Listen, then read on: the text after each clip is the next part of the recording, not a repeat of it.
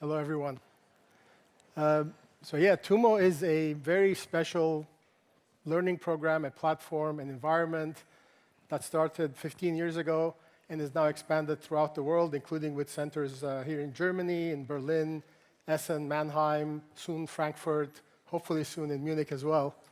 It's a very active place that students come because they want to, not because they have to. It's free of charge. We have 35,000 students that attend on a weekly basis in person around the world.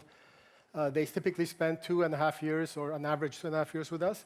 It's a mix of guided self-learning and hands-on workshops around technology and design, with a lot of choice and very hyper-personalized curricula managed with a lot of what we call no's.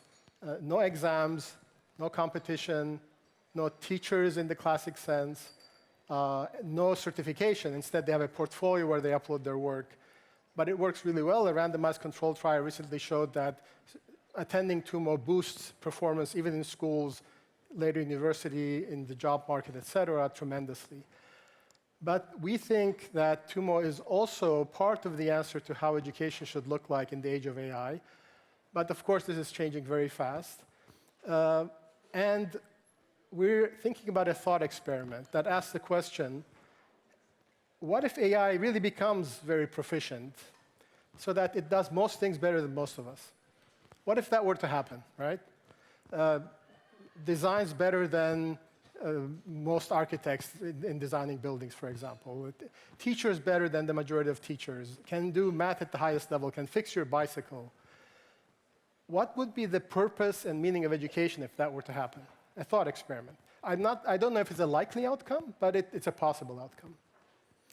But let me start with some clickbait. I'm sure many of you know what this animal is called, the axolotl. It's a very special species in the sense that over the course of evolution, it has evolved to retain the traits of the infant versions of its ancestors, the larval version. So it has these gills outside of its body. It lives underwater, unlike other, let's say, salamanders, who, when they become adults, come out of the water. So it's like the child of its ancestors. This is called neoteny in evolutionary biology. It's pretty common among species. Sheepdogs, for example, have been evolved to act like puppies, chasing sheep around and acting playful.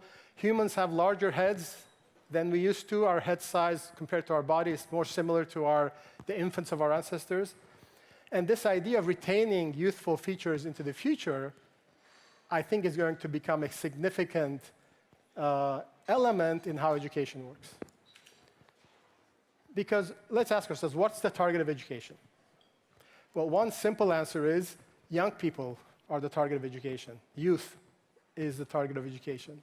Now, that's a very simplistic answer, but it's true at a literal level, and it's important. A more classic answer would be proficiency. Proficiency is learning things, knowing things, is what education targets. But I'm going to argue that because of the advent of AI, TUMO-like education, which places the emphasis more on building motivation, sustaining motivation, is going to become key. And I'll get to that. But let's start with youth. Let's start with the axolotl version of youth that can be retained into adulthood, so youthfulness, let's say. Here we have a problem because birth rates are falling. There are fewer and fewer young people in the world. In places like Uganda, for example, they have a huge population of young people percentage-wise compared to the general population. Even there, it's falling. But in a place like Japan, where we recently opened a TUMO center, there are very few kids left. I'm exaggerating, but you can feel it. At the same time, people like Zuckerberg, investors like Vinod Khosla are saying that we're going to have lots of robots, including humanoid robots, but definitely AI agents all over the place. This is very likely to happen. It's already happening. And let's look at a scenario where these bots are not just smart, but they also outnumber us significantly. So the thought experiment. These bots, these AIs, offload work from us, including cognitive work. They can do anything we would like to do in terms of productivity. And let's assume they are very good teachers as well. And this creates a bit of a paradox, which I'll get to. So when we talk about proficiency, we realize that AI can teach you what you don't need to learn. By that I mean, as it becomes better at math, it becomes better at fixing bicycles, the motivation, the incentive to learn how to fix a bicycle is really diminished. Because now it's an esoteric skill. It's not a very practical skill that you have to have. It's something you might do because, like playing chess, you enjoy it. So what AI can teach you is what you don't need to learn. So what does that do to the landscape of education? What should we be teaching and learning? People are worried. This was one of the first papers published by Microsoft that raised the alarm. Cognitive decline. AI is kind of making us dumber. And I'm sure it's true to a large extent. We talk about loss of analytical skills because we're relying too much on AI as a crutch to do things for us. We don't learn, and therefore we can't pass on knowledge, so there's a rupture in the process of passing on know-how and knowledge. And this desert island phenomenon. What if we don't have access to AI one day? We would be completely helpless, like we don't know how to use maps anymore because we have Google Maps. So maybe we should be worried. Who thinks we should be worried? I think worrying is good. Only the paranoid survive. However, let's get some evidence from the past. Assembly language is one of the first programming languages. I would say it's the first programming language in the modern sense.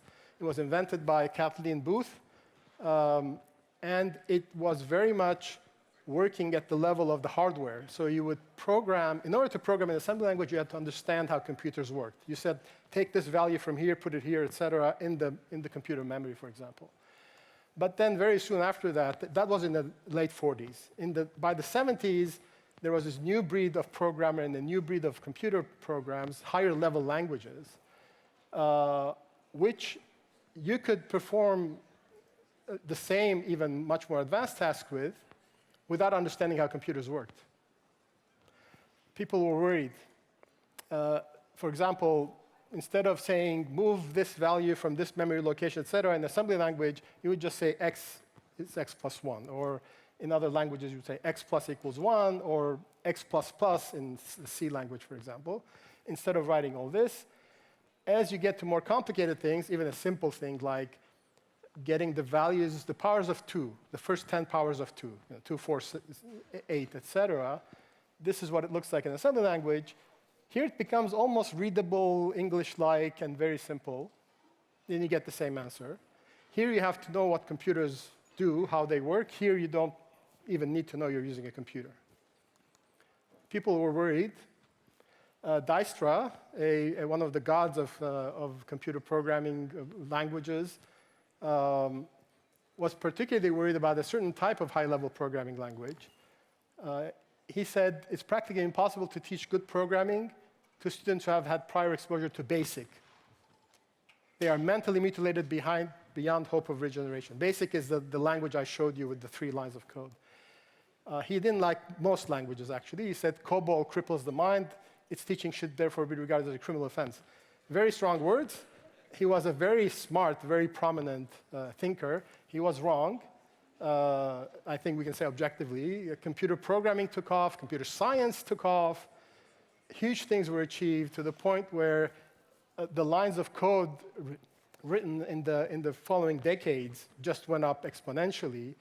But also, in general, we got to a point where Andreessen said software is eating the world. Everything was software. Everything was done in high-level programming languages.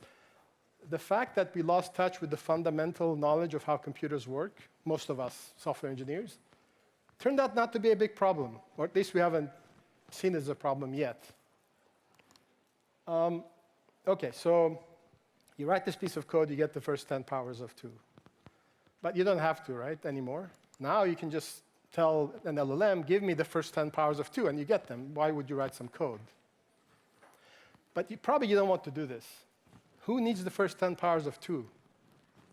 I don't know, maybe in a classroom. But what you really want is to draw a shape that has increasingly large circles or something like that, which are the powers of 2. But that's what you want. And so you wouldn't say, give me the first 10 powers of 2. You say, give me this picture. And you get the picture. So now you have no idea how to do math anymore. I'm exaggerating. But you don't need it. You don't need to do programming. You just need to ask for this drawing. The same concerns are back now. People like Dagmar Monet of Berlin is one of the prominent critics of AI, and a very interesting one because she's an AI practitioner or a computer science practitioner herself. And the sentences she uses are very similar to what Dijkstra was saying back then. Just change the words. That doesn't mean she's as wrong as Dijkstra. I don't think she is. But this is a very common sentiment. So let's dig in deeper into this target of education being competency, and let's see what happens with the advent of AI. And let's look at two aspects: knowledge, knowing things, and know-how, knowing how to do things, right? Skills, in this case. We held a conference last year which asked teenagers about their attitudes about AI. It was a very special one. I encourage you to go and look at it. It has an interesting report that came out of it at tumo.ai/teens. But at that conference, the students interviewed these teenagers, Sal Khan, one of the authorities on EdTech, the founder of Khan Academy. And this is what he had to say about skills, about know-how. I suspect that, to some degree, the traditional skills that we've always emphasized, the ability to, reading comprehension, write, strong math, science, content knowledge. Not only do I think that's going to be useful, but I think for the next foreseeable future, the gatekeepers to opportunity will care that you know those things. I always say you can debate whether calculus, you're going to use it in life or not, but people use calculus as a filter for, and I love calculus, but people often use it as a filter for, can you do some abstract reasoning, critical thinking, et cetera, et cetera. So I would recommend continue to learn all of those core skills, but now more than ever, I think the people, especially with the tools changing so fast and things advancing so fast, I think a certain entrepreneurial capability, and entrepreneurial doesn't mean you're necessarily starting a business or starting a nonprofit. It's just the ability, economists define entrepreneurship as a factor of production where you can take resources that already exist, but put them together in new ways to create value in the world. So Sal starts off by saying something a little bit more self-serving, says you should learn calculus because a job you apply to that doesn't require calculus will still judge you on your ability to do calculus. But then he says something more interesting, which is the ability to pick up resources that exist and put them together in new ways is what's going to be evergreen. It's what's going to survive the AI, let's say, advent of AI. But what about knowledge, knowing things? Another conference we did earlier was about education and AI.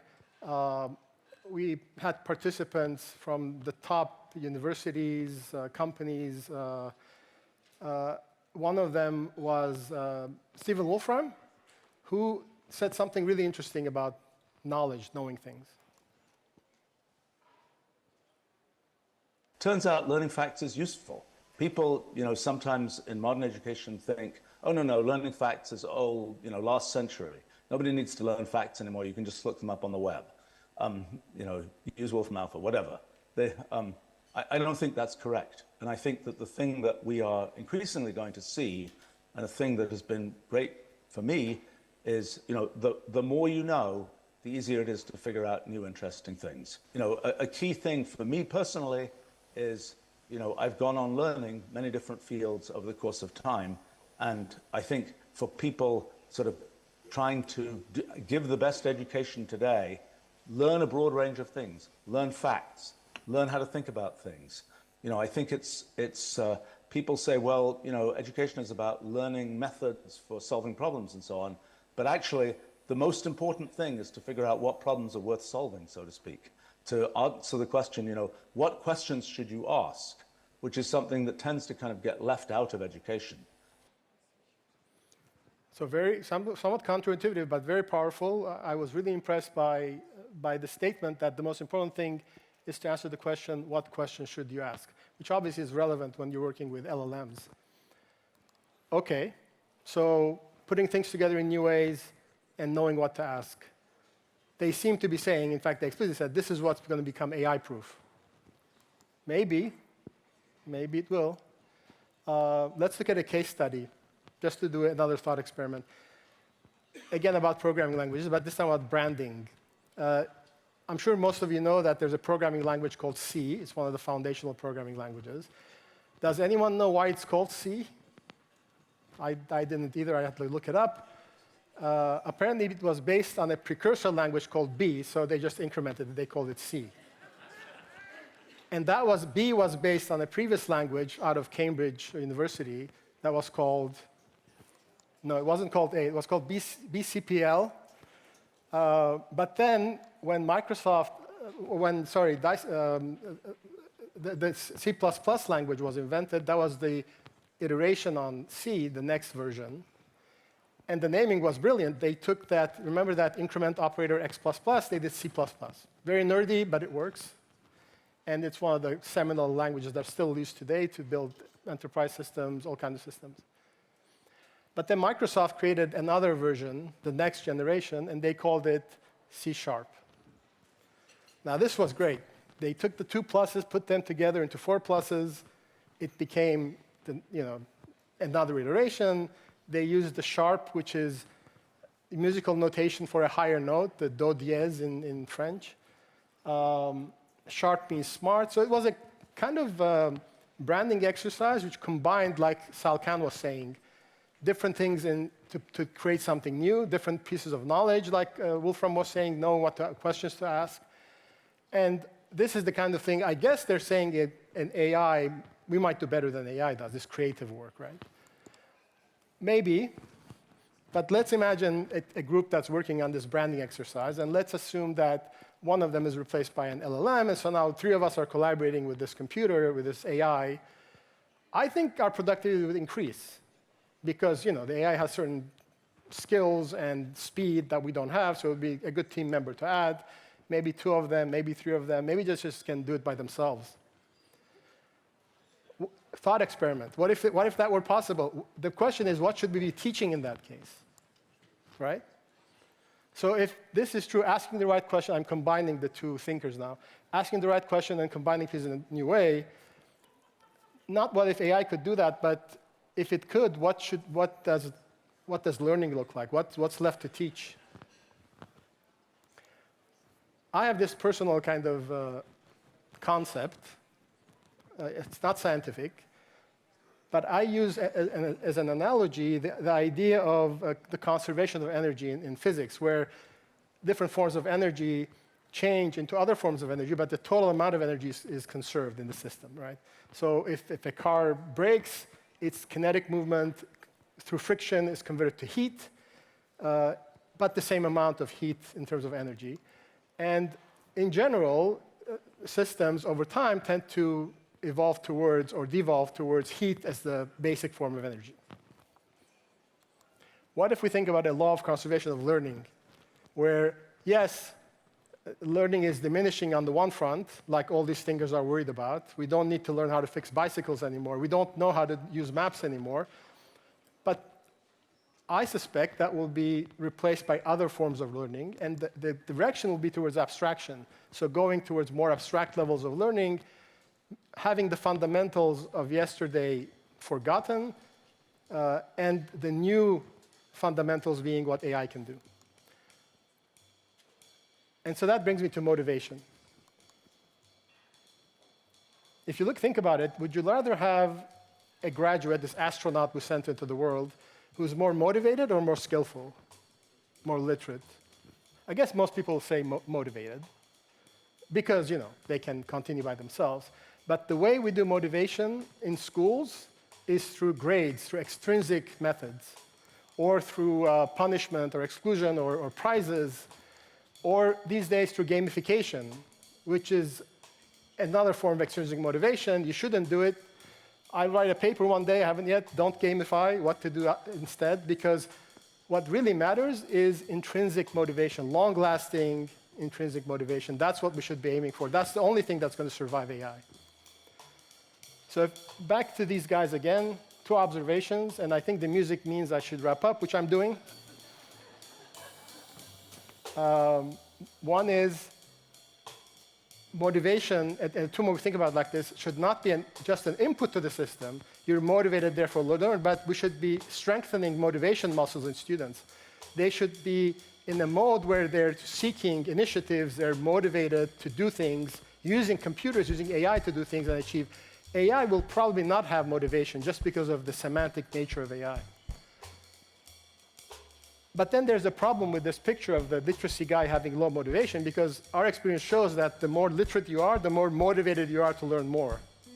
And so we think that acquiring competencies leads to motivation, and so it's a circle between competency driving motivation and motivation then allowing you to learn more, which is something, a zone you want to get into as a student, and that's what we try to get into at TUMO with our students. So I'm wrapped up. 3 things I'd like to leave you with. 1, let's extend youth. Let's remain more youthful, because biological youth is kind of on the decline. We need to level up our learning to more and more abstract levels, using AI as our foundations instead of worrying about losing the touch with the foundations. And motivation is really what education systems should prioritize. Thank you.